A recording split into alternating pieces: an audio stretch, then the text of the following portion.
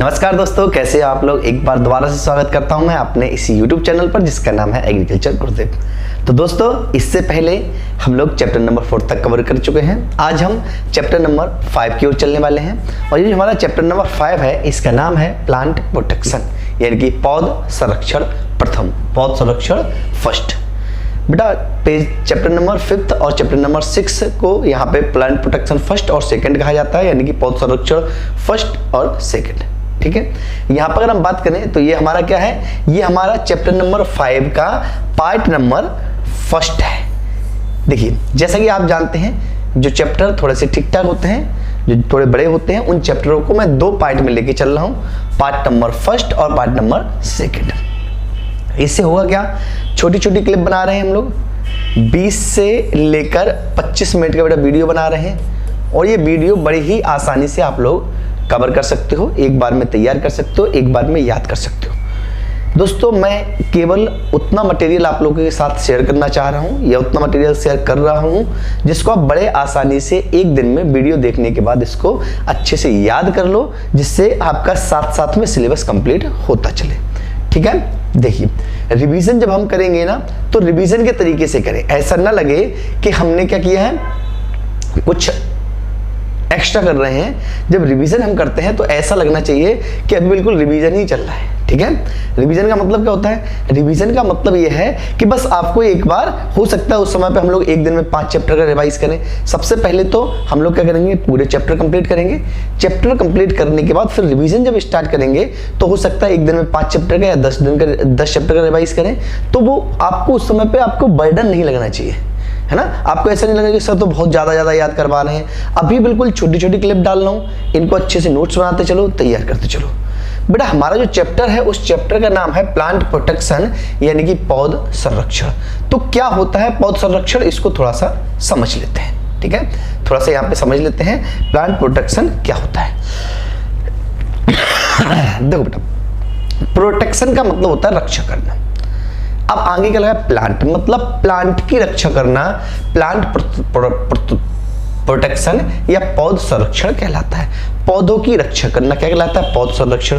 किससे रक्षा करना, जो पौधों को हानि पहुंचाने वाले जीव हैं। अब पौधे को हानि पहुंचाने वाले बेटे जीव कौन कौन से हैं, पौधों को रोगों के द्वारा हानि पहुंचती है, कीटों के द्वारा हानि पहुंचती है और खरपतवार के द्वारा हानि पहुंचती है, यानी कि डिजीज के द्वारा फैलती है। बेटा किसके द्वारा फैलती है, डिजीज के द्वारा फैलती है, पेस्ट या इंसेक्ट के द्वारा फैलती है और बीड्स के द्वारा होती है। पौधों किससे परेशानी होती है, रोगों से, कीटों से या खरपतवारों से।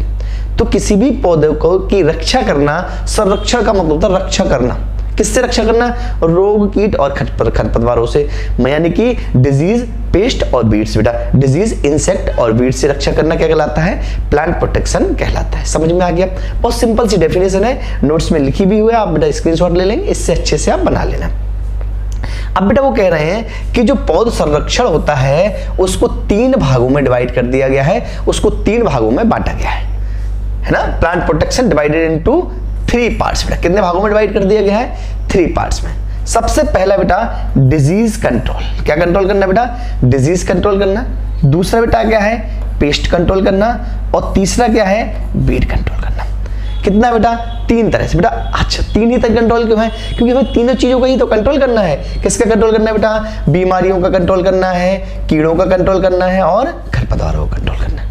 ये तीनों चीजें हम पूरे प्लांट प्रोटेक्शन में पढ़ने वाले हैं। अब पूरे प्लांट प्रोटेक्शन का मतलब क्या है, चैप्टर नंबर 5 और चैप्टर नंबर 6 में मिला के। ठीक है, 2 चैप्टर में हमारे तीनों टॉपिक कंप्लीट होते हैं, रोग नियंत्रण, कीट नियंत्रण और खरपतवार नियंत्रण। तो आपका जो सिलेबस 12th का डिजाइन किया गया है उसमें खरपतवार नियंत्रण आता है बेटा आपका चैप्टर नंबर 5 में, और ये 2 रोग और कीट नियंत्रण आता है बेटा चैप्टर नंबर 6 में। तो आप समझ गए होंगे हमें क्या पढ़ना है, हमें अब खरपतवार के बारे में पढ़ना है, खरपतवार नियंत्रण के बारे में पढ़ना है। तो पहले हम ये पढ़ें कि खरपतवार का नियंत्रण हम कैसे करेंगे। तो उससे पहले हम खरपतवार की हैबिट्स जानेंगे, हम ये जानेंगे कि खरपतवार होते क्या हैं, वो किस तरीके से उनका नेचर होता है, वो किस तरीके से ग्रोथ करते हैं, किस तरीके से वो अपना खाना लेते हैं, उसके बाद जाके हम उनका कंट्रोल कर पाएंगे बेटा। क्योंकि जब तक मान लीजिए हमें किसी दुश्मन से जीतना है तो पहले हमें उसकी हैबिट्स का पता होना चाहिए कि कर क्या रहा है, इसके बदले में हमें क्या करना है। ठीक है, तो सबसे पहले बेटा बात करते हैं खरपतवार किसे कहते हैं, या डिफाइंड वीड। बेटा what are the weed called, ये बेटा सीधी सी बात है, डिफाइंड वीड। थोड़ी तबीयत बेटा सही नहीं है बेटा। आपसे पूछा गया है खरपतवार क्या है या वीड क्या है। ठीक है बेटा, तो क्या करना है बेटा, खरपतवार होते क्या है पहले आप ये समझ लीजिए। डेफिनेशन तो बेटा याद करने वाली चीज होती है, जो लिखा है आप अच्छे से याद कर पाओगे। पहले आप समझ लीजिए जनरली कि वीड होता क्या है, खरपतवार होते क्या है। किसी भी खेत में हमने जो फसल लगाई है उस फसल के अलावा कोई दूसरी फसल या कोई दूसरा पौधा, कोई दूसरी फसल या कोई दूसरा पौधा अगर हमारे खेत में निकलता है बेटा, तब हम उसे वीड या खरपतवार के नाम से जानते हैं। जैसे बेटा आपने गेहूं लगाया खेत में, अब गेहूं के अलावा कोई भी प्लांट खेत में निकला है, अपने आप निकला है, बिना बोए निकला है। आप बेटा इस बात को बहुत अच्छे से समझेंगे। कोई हमारा खेत है गेहूं का, और गेहूं के खेत में मैंने सरसों जानबूझकर बोई है, मैंने गेहूं और सरसों को दोनों को मिला के बोया है, तो वो बेटा उसमें वीड नहीं कहलाएगी सरसों। लेकिन दूसरे केस में अगर मैंने गेहूं के खेत में गेहूं बोया है, सरसों मैंने नहीं बोई है, और उसमें सरसों के पौधे निकल आते हैं, इसका मतलब बेटा वो क्या है, सरसों भी वहां पर वीड है। मतलब हमने जो खेत में लगाया है उसके अलावा कोई दूसरा पौधा अगर निकला है तो वो किस श्रेणी में आता है, वीड की श्रेणी में, यानी खरपतवार की श्रेणी में आता है। क्लियर हो गया बेटा आपको। अब देखिए डेफिनेशन में बेटा क्या लिखी है, खरपतवार बे अवांछित, अवांछित पौधे, अवांछित का मतलब होता है बिना इच्छा के, इनकी हमें वांछनीयता नहीं थी, इनकी हमें चाह नहीं थी, बिना चाह के बेटा क्या हो गए पौधे होते हैं, अवांछित पौधे यानी बिना इच्छा के उगते हैं। ठीक है, जो किसी स्थान पर बिना बोए उगाते हैं बेटा, इनको हमें बोना नहीं पड़ता, ये किसी स्थान पर कैसे बोते हैं, आते हैं, बिना बोए उगाते हैं। इनके कारण किसान को लाभ की अपेक्षा हानि अधिक होती है बेटा।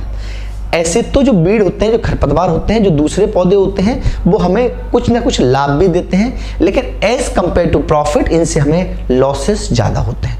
जैसे समझिएगा बेटा, किसी खेत में आपका गेहूं या सरसों के साथ कोई दूसरा पौधा हो गया है, उस पौधे को आप चारे के रूप में लाकर अपनी भैंसों को खिला सकते हैं, तो वहां से हमें प्रॉफिट तो हुआ, लेकिन उससे कई गुना ज्यादा हमें उससे पहले लॉस हो चुका है।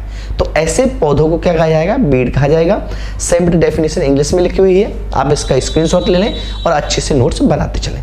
जहां पर आपको समझ में नहीं आता है वहां बेटा आप कमेंट करके बोलें, और अगर बेटा साथ साथ में मैं आपको कई बार बोल चुका हूं, आप कमेंट जरूर करें। आपके कमेंट बहुत वैल्यूएबल हैं, बहुत वैल्यूएबल कमेंट्स होते हैं आपके, जिससे ये पता चलता है कि आपके नोट्स में आपका जो सिलेबस चल रहा है, इस सिलेबस में क्या सुधार करने की हमें जरूरत है। तो आप कमेंट्स जरूर किया करें। सॉरी बेटा, क्या है बेटा, क्लासिफाइड द वीड्स। बेटा आपसे बोला गया है कि जो खरपतवार होते हैं उन क्लासिफाइड कीजिए। क्योंकि बेटा आप जानते हैं जो भी प्लांट है या खरपतवार बेटा अलग अलग ऋतु में होते हैं, अलग अलग सीजन में होते हैं, अलग अलग प्रकार के होते हैं। तो खरपतवारों का ये जो वीड्स होते हैं बेटा, उनको हम अलग अलग ग्रुपों में क्लासिफाइड कर सकते हैं।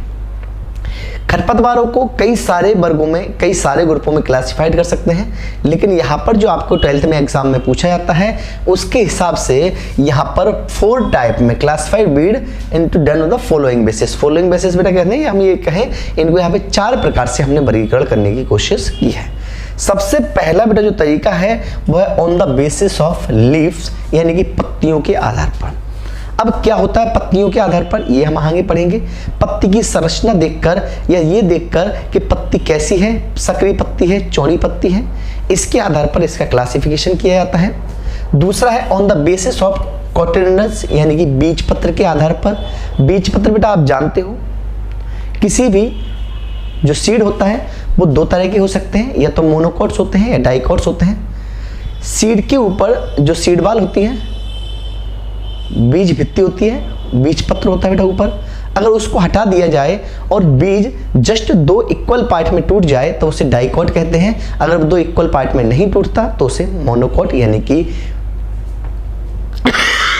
एक बीज पत्रीय कहा जाता है। तीसरा है on the basis of life cycle. Life cycle के आधार पर बेटा हम यहाँ पढ़ेंगे पौधे हमारे 3 तरह के होते हैं। एक वर्षीय, द्विवर्षीय या बहुवर्षीय, यानी कि जीवन चक्र के आधार पर। जीवन चक्र बेटा मैं आपको बता चुका हूं। जीवन चक्र का मतलब होता है पौधे का एक बार अंकुरण होने से लेकर सीड फॉर्मेशन तक की जो स्टेज होती है उसे हम बेटा क्या कहते हैं, लाइफ साइकिल या जीवन चक्र कहते हैं। चौथा बेटा है on the basis of Beed crop relationship. ये इंपोर्टेंट है बेटा, इसको बहुत अच्छे से आपको पढ़ना है। फसल खरपतवार सहसंबंध के, यानी कि फसल का खरपतवार के साथ में क्या रिलेशन है, इसके आधार पर खरपतवारों का वर्गीकरण करना है। ये बेटा चारों हम समझेंगे, याद करेंगे और यही आपको याद हो जाएगा, क्योंकि आपको बेटा साथ साथ में वीडियो को स्किप नहीं करना है। जितना भी मैं पढ़ा रहा हूँ बड़े आराम से रिलैक्स होकर पढ़ा रहा हूँ। आपको जितना भी डेली करवाया जाता है उसको आप साथ में कंप्लीट करके रखें, जिससे कल के लिए कोई भी होमवर्क या कल के लिए कोई भी काम न रहे। डेली की वीडियो आप अच्छे से तैयार करते रहें, अच्छे से नोट्स प्रिपेयर करें, ठीक है। सबसे पहला बेटा अगर हम बात करें यहाँ पे, तो on the basis of leaves. देखो बेटा, on the basis of leaves, पत्ती के आधार पर। किसके आधार पर बेटा, on the basis of leaves.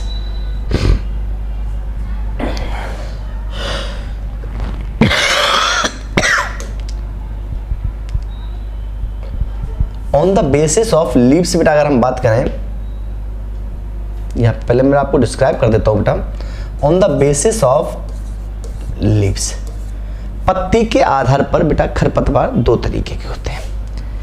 एक बेटा ब्रॉड लीफ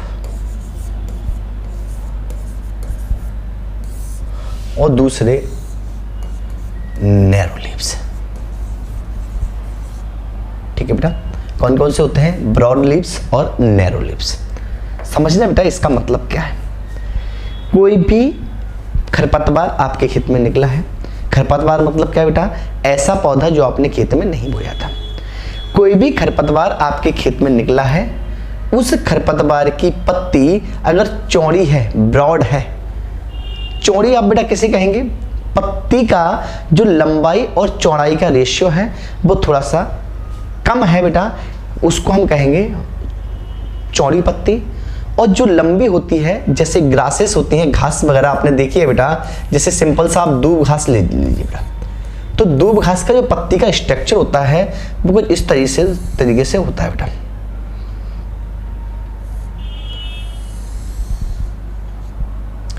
ठीक है बेटा, इस तरीके से होता है। इसमें बेटा आपने देखा होगा इस तरीके से बीच में बेंस होती हैं, इनमें बेंस जाती है, तो इस तरीके से बेटा आपने देखा होगा दूब घास की पत्ती का स्ट्रक्चर होता है। ऐसे ही कुछ होता है बेटा। इस तरीके से अगर किसी की पत्ती है, सक्रिय पत्ती है या लंबाई लिए हुए है, तो ऐसी पत्ती को हम बेटा क्या कहते हैं, सक्रिय पत्ती वाले, यानी कि ब्रॉड लीफ, सॉरी बेटा नैरो लीफ बीड्स कहते हैं। तो बीड्स कितने तरीके हुए हमारे, दो तरीके के बेटा। पहला कौन सा था, ब्रॉड लीफ, और दूसरा कौन सा है, नैरो लीफ। ठीक है।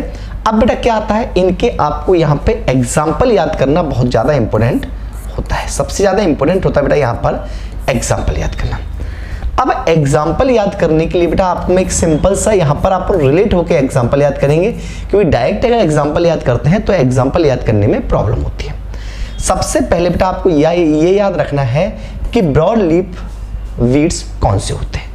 तो बेटा जितने भी डाइकॉट्स बीट आएंगे, अभी आप एक एग्जाम्पल और पढ़ोगे डाइकॉट और मोनोकॉट का, तो जितने भी डाइकॉट होते हैं वो सभी ब्रॉड लीफ होंगे, और जितने भी मोनोकॉट होते हैं वो सभी के सभी बेटा क्या होंगे, नैरो लीफ होंगे।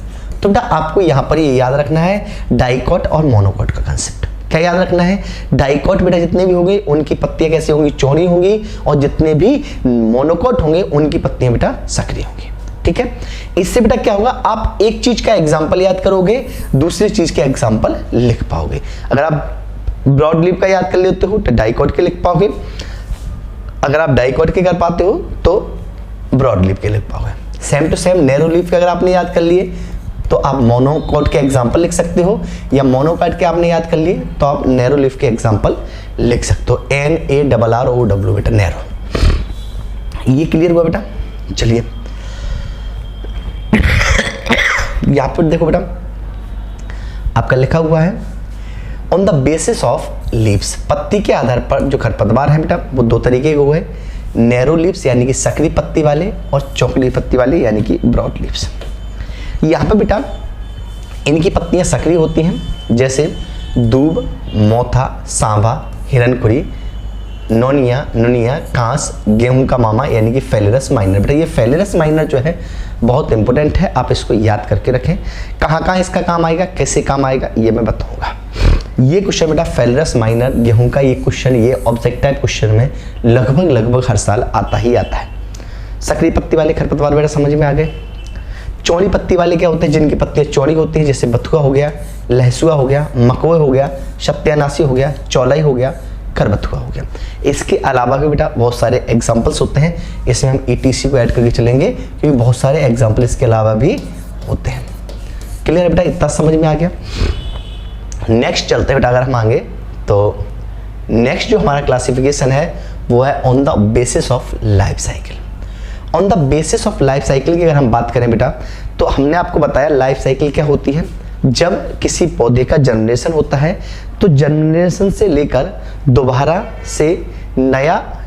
से नया बीज बनने तक की प्रोसेस बेटा क्या कहलाती है, हमारा बेटा लाइफ साइकिल कहलाती है। तो अगर हम लाइफ साइकिल की बात करें, सॉरी बेटा on the basis of cotyledons है बेटा, सॉरी बेटा sorry on the basis of cotyledons, बीज पत्र के आधार पर बेटा। मैंने वहाँ पे ऊपर हेडिंग नहीं देखी, मैंने डायरेक्ट आपको लाइफ साइकिल समझाने लगा। पिछली बार लाइफ साइकिल की बात की थी तो दिमाग में वही चीज़ कंटिन्यू थी। बेटा अगर हम बात करें कॉटिलिनेंस की, तो आपने कभी बीज देखा होगा, सीड जो होता है बेटा इस तरीके से होता है, ठीक है। जिनमें बेटा हम ये सीड के ऊपर सीड कोट पाई जाती है, सीड कोट पाई जाती है। इस सीड कोट को अगर मैं हटा देता हूँ, इस सीड कोट को अगर मैं हटा देता हूँ और सीड कोट हटाने के बाद ये बीज इस तरीके से दो इक्वल पार्ट में डिवाइड हो जाए। जैसे बेटा आपने देखा होगा दालों के जो बीज होते हैं, दालों के बीज टू इक्वल पार्ट में डिवाइड हो जाते हैं, उनको डाइकॉट कहा जाता है, और जो टू इक्वल पार्ट में डिवाइड नहीं होते उनको मोनोकॉट कहा जाता है, ठीक है बेटा। अब क्या डाइकॉट क्या मोनोकॉट, तो ये समझ लीजिए आप यहाँ से। फॉर एग्जाम्पल बेटा यहाँ पे लिखा है बीज पत्र के अंदर दो तरीके के, डाइकॉट और मोनोकॉट। इनके बीजों में एक बीज पत्र होता है, जैसे दूब, मोथा, कांस, सावा। बेटा मैं बता चुका हूँ जो सक्रिय पत्ती वाले हैं वही इसके एग्जाम्पल हैं। द्विबीज पत्री में दो जो चौड़ी पत्ती वाले हैं वो इसके एग्जाम्पल हैं। चलिए चलते हैं नेक्स्ट क्लासिफिकेशन पर। नेक्स्ट क्लासिफिकेशन बेटा हमारा है on the basis of life cycle. अब आता है बेटा किसके आधार पर, लाइफ साइकिल यानी कि जीवन चक्र के आधार पर। और जीवन चक्र बेटा मैं आपको बता चुका हूँ, एक बार सीड फॉर्मेशन, एक बार अंकुरण के बाद से लेकर सीड फॉर्मेशन तक की जो प्रोसेस होती है उसे लाइफ साइकिल बोलते हैं। पिछले वीडियो में बेटा बड़ी आसान तरीके से जब हमने पौध का जो न्यूट्रिएंट्स पढ़ा था, प्लांट न्यूट्रिएंट्स पढ़े थे, उस समय पे मैंने आपको पूरी लाइफ साइकिल को डिस्क्राइब किया था, तो आप वहाँ पे जाके इसको देख सकते हैं। अगर आपने ये देखना है तो ऊपर आई बटन में आपको लिंक दिख रही है प्लांट न्यूट्रिएंट्स वाले चैप्टर की, उसको आप क्लिक करके वहाँ पर डायरेक्टली जा सकते हैं। 1 ईयर वीड्स बेटा, देखो बेटा लाइफ साइकिल मैंने बताया था 3 तरह के पौधे होते हैं, 1 वर्षीय खरपतवार, 2 वर्षीय खरपतवार और बहुवर्षीय खरपतवार। यानी कि 1 ईयर वीड्स, बाइनियल, पेरिनियल और बहुवर्षीय। बेटा सबसे पहले 3 तरह से इसको हम कह सकते हैं। इंग्लिश में बेटा अगर इसकी जगह आपको लिखना हो तो आप एनुअल लिख लेना। क्या लिखना है बेटा, एनुअल। 3 तरह के होते हैं, एक एनुअल होते हैं, पहले तरीका ए। दूसरा बेटा होता है बाइनियल, क्या होता है बाइनियल, और तीसरे होता है बेटा पेरिनियल।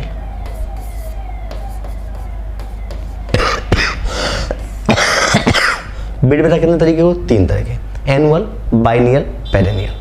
1 वर्षीय, 2 वर्षीय, बहुवर्षीय। बेटा इंग्लिश वाले थोड़ा सुधार कर लेना, ये 1 ईयर जो लिखा है इसकी जगह आप क्या लिखोगे, एनुअल, एनुअल बीट्स। क्या लिखोगे बेटा, एनुअल बीट्स, एनुअल, बाइनियल और पेरिनियल। अब एनुअल बीट्स क्या होते हैं, ऐसे बीट्स जिनको अपनी पूरी लाइफ साइकिल कंप्लीट करने में 1 वर्ष का समय लगता है, ऐसे बीट्स को 1 ईयर बीट्स या एनुअल बीट्स कहा जाता है, ठीक है। इसके एग्जाम्पल्स की अगर हम बात करें तो इसमें बथुआ आता है, नौनिया आता है, लहसुआ, सांभा, सत्यानाशी। एक्चुअली बेटा बात अगर करें तो ये एनुअल जो बीट्स होते हैं वो जनरली सीजनल बीट्स होते हैं, ये एक सीजन में ही अपनी लाइफ साइकिल कंप्लीट कर लेते हैं, ठीक है बेटा। इसके आधार पर बीट्स 2 तरीके के होते हैं, एनुअल बीट्स जो होते हैं बेटा वो 2 तरीके के यहाँ पर होते हैं, ठीक है बेटा। चलिए एनुअल बीट्स कितने तरीके के होते हैं, 2 तरीके के।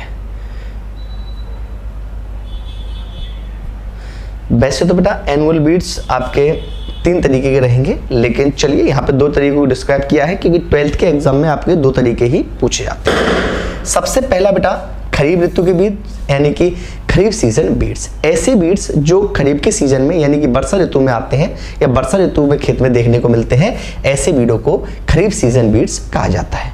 फॉर एग्जाम्पल लहसुआ, नौनिया, मोथा, कनकौआ या सांभा। ठीक है बेटा, ये खरीफ ऋतु के बीड्स हैं। दूसरे बीड्स बात करते हैं बेटा रबी सीजन। बेटा ये देखना, एनुअल सीजन के बीड्स को 2 टाइप में क्लासिफाइड किया, खरीफ सीजन और रबी सीजन। तो खरीफ सीजन हमने डिसाइड कर लिया, अब हम बात करते हैं रबी सीजन की। तो ऐसे बीड्स बेटा जो रबी के सीजन में यानी कि जब हमारा सर्दी का सीजन होता है उस समय पे खेत में होते हैं, उन्हें हम रबी सीजन बीड कहते हैं। लाइक एज बथुआ, फेलेरिस माइनर। बेटा फेलेरिस माइनर को हमने पढ़ा था, गेहूं का मामा इसको बोलते हैं। ओनियन, बेटा ओनियन ना होते हुए बाइल्ड ओनियन, जंगली प्याज बेटा, या इसको प्याजी बोलते हैं। ठीक है बेटा, जंगली प्याज या प्याजी कहा जाता है। सत्यानाशी सैंजी। ठीक है बेटा, सैंजी होगा बेटा, है ना, सैंजी लिखा है ना यहाँ पे, सैंजी, सैंजी, ये क्या है बेटा, सैंजी है, यहाँ पे क्या होगा, सैंजी। चलिए बेटा, इसको क्या कर लोगे आप, इसको सैंजी करोगे। ठीक है बेटा, चलिए इसका बेटा डियर खुरी, डियर खुरी ना होता बेटा हिरन खुरी है। इसको अगर आप इंग्लिश में लिखेंगे तो या तो हिरन खुरी लिखें बेटा, ये लिखा पॉन बॉन्बुलस।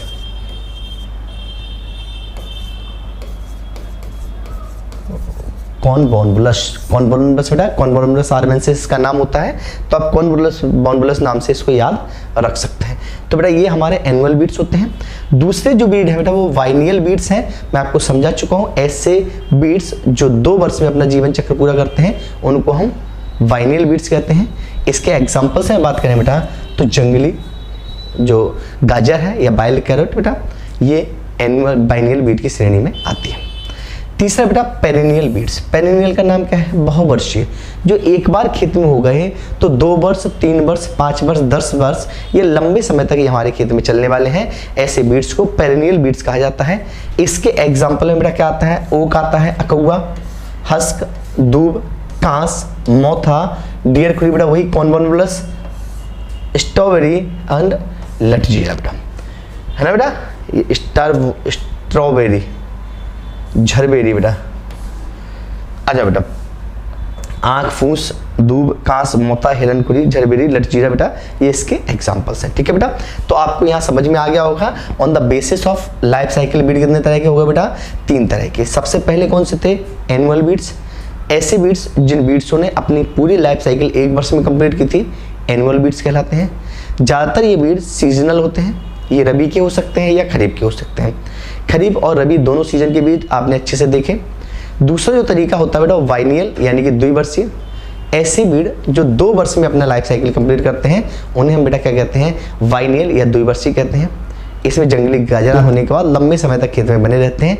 ऐसी बीडों को हम बहुवर्षीय बीड कहते हैं। चाहे तो बेटा लटजीरा हो, चाहे झरबेरी हो, चाहे आंख या कौवा हो, इनको बेटा हम बहुवर्षीय बीड की श्रेणी में रखते हैं। ठीक है बेटा, ये आपको क्लियर हो गया होगा।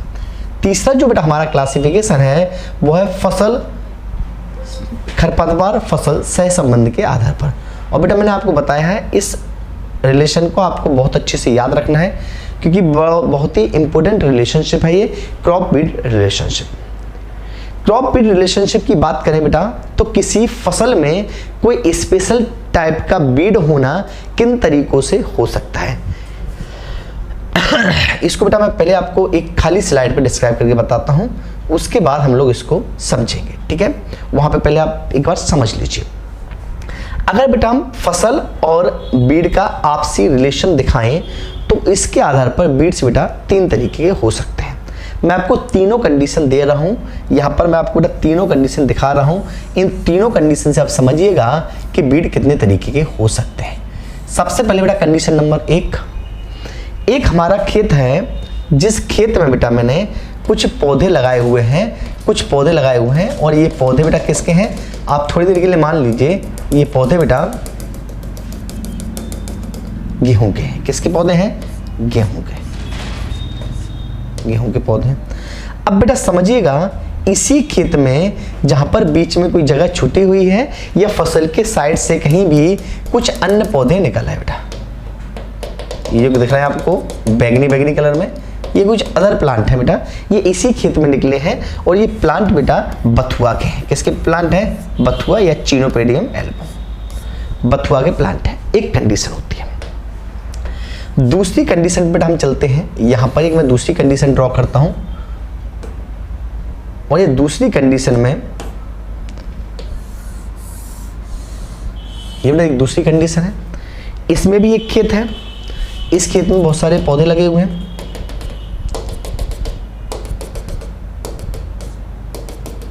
बहुत सारे पौधे लगे हुए बेटा, लग गए। इस खेत में भी इन पौधों के बीच बीच में कुछ और पौधे निकले हुए हैं, कुछ और पौधे निकले हुए। ये कंडीशन नंबर बेटा हमारी 2 है।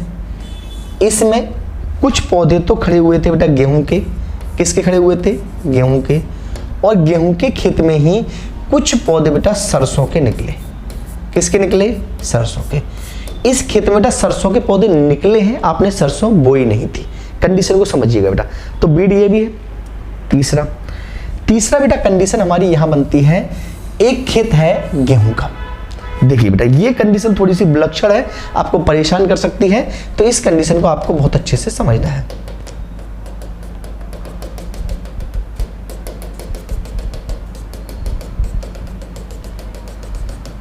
सांप नहीं है बेटा, ये पौधे हैं, ठीक है। ये कंडीशन नंबर 3 है, इसमें भी हमने कुछ पौधे लगाए हैं और ये पौधे बेटा किसके? गेहूं की फसल हमने इसमें बोई है। पौधे लगाए हैं मतलब गेहूं की फसल बोई है। अब इसमें बेटा कंडीशन एक बड़ी विलक्षण पैदा होती है। कंडीशन ये है कि इस गेहूं के खेत में कुछ और पौधे निकल आए,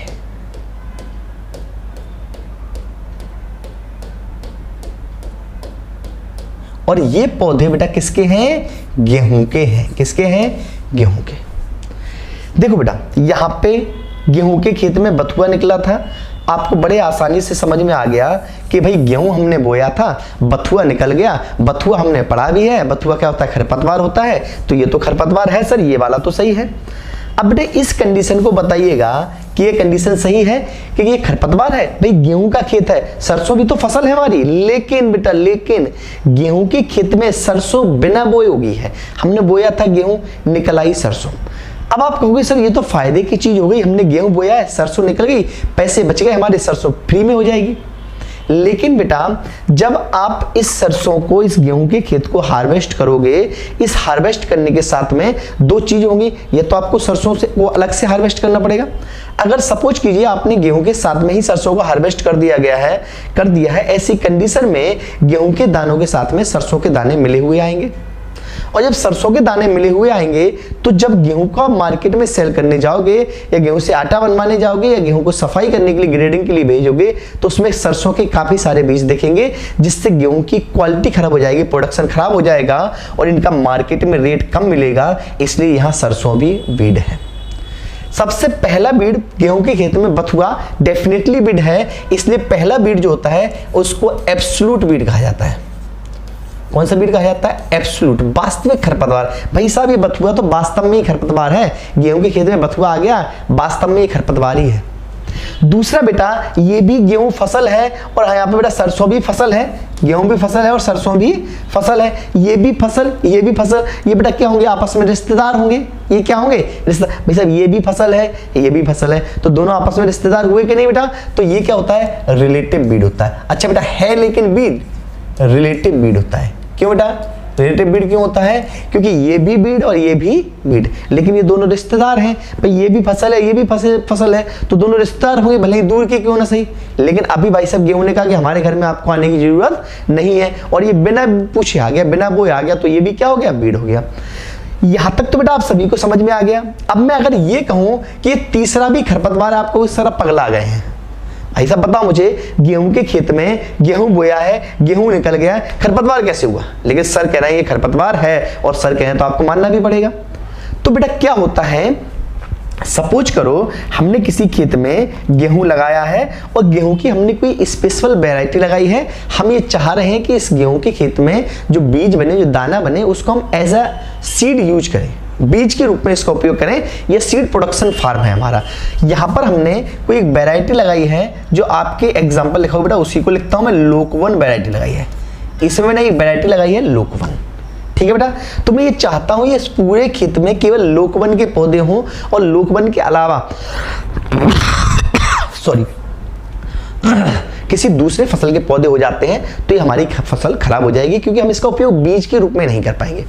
लेकिन उस खेत में लोकवन के साथ साथ एक वीट की कोई वैरायटी है WH147, इस वैरायटी के प्लांट निकल आए हैं।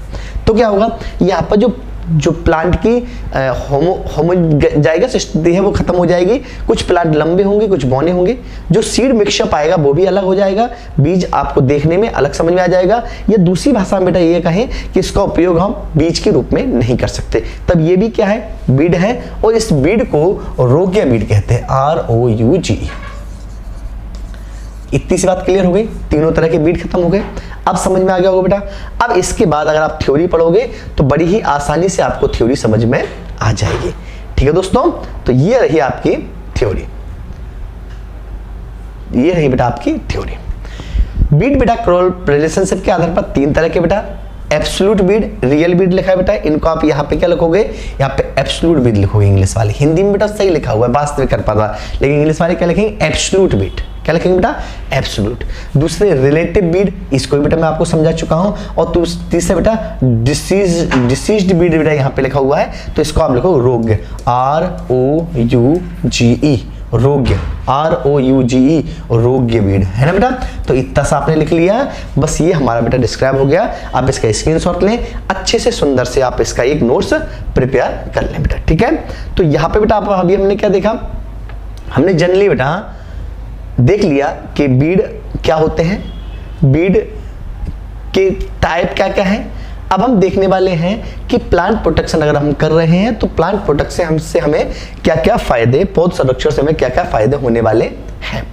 अगर बेटा हमने ठीक से पौध संरक्षण यानी पौध संरक्षण या प्लांट प्रोटेक्शन किया है, तो प्लांट प्रोटेक्शन करने से फसल का जो प्रोडक्शन है वो बेटा इंक्रीज हो जाएगा। जो फसल का उत्पादन होने वाला है वो उत्पादन बढ़ जाएगा।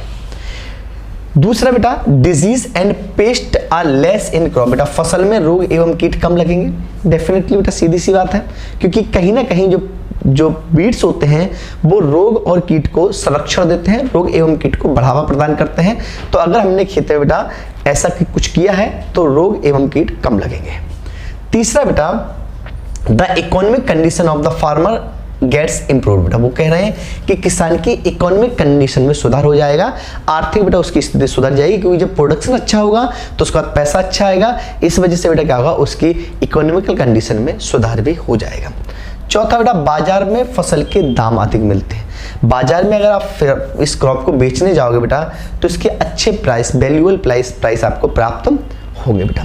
तो ये सब क्लियर होगा, ठीक है, ये सब क्लियर होगा बेटा। ये इसके बाद अब जो नेक्स्ट हमारा क्वेश्चन आने वाला है वो है खरपतवार की विशेषताएं, यानी कि आपको बेटा बताना है कि जो खरपतवार होते हैं उनके क्या क्या कैरेक्टर्स यहाँ पे देखने को मिलते हैं। तो खरपतवारों की अगर हम बात करें तो सबसे पहले बेटा विशेषताएं या लाभ या इंपोर्टेंस कह सकते हैं बेटा इसको। तो खरपतवारों को बेटा पशु के चारे के रूप में उपयोग कर सकते हैं, एज अ एनिमल फॉडर इसका उपयोग कर सकते हैं। जो खरपतवार होते हैं उनकी जड़ें अधिक गहराई तक जाती हैं, ज़्यादा गहराई तक होती हैं, जिससे इनमें वाटर को एब्जॉर्प्शन करने की, जल को सोखने की क्षमता ज़्यादा होती है। ये प्रतिकूल मौसम में भी वृद्धि करते रहते हैं। अगर ऐसा कभी सीजन आ जाए जब जो सीजन फेवरेबल नहीं है, अनफेवरेबल कंडीशन है, उस कंडीशन में भी ये ग्रोथ करते रहते हैं। कभी ऐसा होता है कि अगर सूखे की स्थिति बनती है तो पौधे, जो आपकी फसल है वो सूख जाती है, लेकिन खरपतवार विपरीत परिस्थितियों में भी लंबे समय तक खड़े रह सकते हैं। तीसरा बेटा, इनके बीजों में अंकुरण क्षमता बहुत लंबे समय तक बनी रहती है। जो बेटा जर्मिनेशन पावर होती है इनकी, ये लंबे समय तक बनी रहती है। बेटा एक काम करना, आप ये जो पहला वाला पॉइंट है इसको यहाँ से हटा दीजिए, ठीक है। अगर अब बेटा आपसे फसलों की विशेषताएं पूछें तो ये फर्स्ट पॉइंट यहाँ से हटा दीजिए। इसका कहाँ उपयोग करेंगे ये हम आगे बात करें बेटा। कैरेक्टर्स की अगर बात करते हैं तो ये 3 कैरेक्टर आपके यहाँ लिखे हुए हैं। चौथा कैरेक्टर आप एक और बढ़ा सकते हैं, यहाँ मैं बता देता हूँ बेटा। ये जो बीड होते हैं वो बहुत ज़्यादा संख्या में सीड फॉर्मेशन करते हैं, बहुत बड़ी संख्या में बीजों को बनाते हैं। एक पौधा लाखों बीजों को बनाने की शक्ति रखता है। इनके जो बीज होते हैं, नेक्स्ट पॉइंट बेटा आप जोड़ सकते हैं, इनके जो बीड होते हैं या सीड जो होते हैं बेटा, इन बीडों के जो सीड होते हैं वो सीडों में जर्मिनेशन पावर काफ़ी लंबे समय तक बनी रहती है, यानी कि इनको बहुत लंबे समय तक भी अगर ये डले रहेंगे सॉइल में और जब इनको फेवरेबल कंडीशन मिलेगी तब ये बेटा क्या होंगे, ये अपनी ग्रोथ कर पाएंगे। तो ये यहाँ पर बेटा आप इसके विशेषताएं लिख सकते हैं। क्लियर है बेटा? आगे देखिएगा। अगला बेटा लिखा है खरपतवारों के लाभ। आपसे बेटा पूछ रहे हैं कि क्या खरपतवारों से कुछ लाभ भी होते हैं, खरपतवार बेनिफिशियली भी हो सकते हैं हमारे लिए। यहाँ पर ये बेटा पॉइंट सही है। खरपतवारों का प्रयोग सब्जी के रूप में किया जाता है। ऐसा बेटा इसका प्रयोग हम क्या कर सकते हैं, एज अ वेजिटेबल यूज कर सकते हैं। जैसे बेटा आपने देखा होगा बथुआ या चौलाई बेटा या नौनिया, इनका उपयोग सब्जी बनाने में किया जाता है। दूसरा बेटा खरपतवारों का उपयोग पशु के चारे के लिए किया जाता है, यानी कि इसकी बेनिफिट्स हैं, एडवांटेज है बेटा। अगर हमारे खेत में खरपतवार हो गए हैं तो हानि तो पहुंचा ही रहे डेफिनेटली, लेकिन कुछ लाभ भी हमें पहुंचा सकते हैं। वो क्या है बेटा, जैसे सब्जी के रूप में हो गया, जैसे चारे के रूप में हो गया बेटा, हरी खाद के रूप में बेटा। कुछ खरपतवारों का उपयोग हम हरी खाद के रूप में कर सकते हैं, जैसे सफेद सेंजी और पीली सेंजी दोनों का उपयोग कर सकते हैं। भूमि कटाव को रोकने में बेटा ये सॉइल इरोजन को भी रोकते हैं, जैसे दूब घास और इत्र की जड़ों से बेटा मोथा बनाया जाता है। सॉरी बेटा, मोथा की जड़ों से इत्र बनाया जाता है। जब मोथा होता है उसकी जड़ों से बेटा हम इत्र बना सकते हैं। ठीक है, तो ये बेटा इसके बेनिफिट्स हो गए। अब अगर हम बात करें इनकी हानियों की, देखो बेटा हानि तो बहुत सारी है, कुछ लाभ भी आपको बता दिए। अगर हानि की बात करते हैं तब आप किस तरीके से, किस रूप में इसको डिस्क्राइब करोगे, आप ये देख लीजिए बेटा। अगर हानि की हम यहाँ पे बात करते हैं तो खरपतवारों से तो बहुत सारी हानियां हैं, जिसमें कुछ हानि यहाँ पर आपको दिखाई गई हैं। सबसे पहले खरपतवार भूमि की उर्वरा शक्ति को नष्ट कर देते हैं, मतलब बेटा फर्टिलिटी पावर ये खत्म कर देते हैं। ठीक है, फर्टाइल नहीं रहती लैंड, हमारी जो जमीन है वो फर्टाइल नहीं होती है, फर्टिलिटी पावर को खत्म कर देते हैं। भूमि की कीमत को कम कर देते हैं बेटा। कहीं पे भी अगर कोई खरपतवार खड़ा हुआ है किसी खेत में तो उस पर्टिकुलर पीस ऑफ लैंड की जो कीमत होती है वो कीमत काफ़ी कम होती है, ये बेटा उसकी कीमत को कम कर देते हैं। मनुष्य और पशुओं में रोग फैलाते हैं बेटा। इनसे क्या होता है, मनुष्य में और पशुओं में बहुत सारी बीमारी फैलती हैं। जैसे बेटा आपको पता होगा जो जंगली बेटा गाजर होती है, ये इसको हम कांग्रेस ग्रास कैरेट ग्रास या कांग्रेस ग्रास के नाम से जानते हैं। पायर्थेनियम बेटा जिसको कहा जाता है गाजर घास, इसके द्वारा बेटा मनुष्यों में भी जो स्किन डिसीज संबंधी प्रॉब्लम है वो बढ़ जाती है। खरपतवार फसलों की उपज को कम कर देते हैं, डेफिनेटली ये कर देते हैं, उसका प्रोडक्शन जो होता है उसको कम कर देते हैं और फसल की गुणवत्ता को भी खराब कर देते हैं, क्वालिटी प्रोडक्शन ये नहीं होने देते। तो ये पॉइंटों का आप स्क्रीनशॉट लेके अच्छे से बेटा इसको कंप्लीट कर सकते हैं। ठीक है दोस्तों, यहीं तक हम पार्ट फर्स्ट अपना कंप्लीट करते हैं। ये बेटा यहाँ पे और देख लीजिए, इसका स्क्रीनशॉट ले लो सिंपल सा। ये कुछ खरपतवार हैं और इनके साइंटिफिक नेम है, ये आपको जनरली याद करने हैं, इसमें कुछ समझाने का नहीं है। यहाँ पे बेटा कुछ चीज़ें हैं जो मैं आपको बता देता हूँ। यहाँ पे बेटा कुछ चीज़ें हैं, जैसे यहाँ पे जो दूब घास लिखा है बेटा, क्या है दूब घास। दूब का नाम बेटा क्या है, साइनोडॉन डैक्टिलॉन। गेहूं का मामा या फेलरस माइनर या गुल्ली डंडा या गेहूंसा, इसका नाम बेटा फेलरस माइनर है। सत्यानाशी का आर्जिमोन मैक्सिकाना। गाजर घास का पार्थेनियम हिस्टोफोरस या पार्थेनियम स्पीसीज। मोथा का साइप्रस रोटेंडस। कांस का सेकेरम स्पॉन्टेनियम। बथुआ का चीनोपोडियम एल्बम। और खरबथुआ बेटा यहाँ पे होता है तो चीनोपोडियम मोरेल होता है। ठीक है बेटा, यहाँ पे नहीं है, अगर खरबथुआ आता है तो चीनोपोडियम मोरेल है। लहसुआ का बेटा डिग्रा आर्वेंसिस। सांबा का इकोनोग्रेवा कृषगैली। हिरनपुरी का कॉनबोनबलस आर्वेंसिस। आंक या कौवा का बेटा कर्बेकस क्लोरीबंडम। बिस्कापरा का बोरीबिया डिफ्यूजा। पत्थर चट्टा का बेटा ट्राइमोन्थेमम मोनोगाइनी। सेंजी का बेटा मोलिलोटस अल्बा, ये सफेद सेंजी का है, और पीली सेंजी का मोलिलोटस इंडिका है। झरबेरी का जिजीफस रोटेंडिफोलिया। और लठ जीरा का बेटा है एकाइरेंथस अस्फेरा। ठीक है बेटा, तो इसका स्क्रीनशॉट आपने ले लिया होगा। इंग्लिश मीडियम वाले भी चाहे बेटा तो यहाँ से स्क्रीनशॉट ले सकते हैं, यहाँ से बेटा इंग्लिश मीडियम वाले भी स्क्रीनशॉट ले सकते हैं। तो ये बेटा हमारी आज की क्लास खत्म होती है। इसके बाद हम लोग मिलेंगे चैप्टर नंबर 5 के पार्ट नंबर 2 में। सेम चीज़ बेटा, अगर आपने अभी तक चैनल को सब्सक्राइब नहीं किया, सब्सक्राइब करें, इसको इतना फैला दें कि सभी ज़रूरतमंद की ज़रूरत पूरी हो सके। साथ ही साथ अपना वैल्यूएबल कमेंट्स जरूर छोड़ें। मिलते हैं नई वीडियो में, तब तक के लिए टेक केयर, बाय बाय।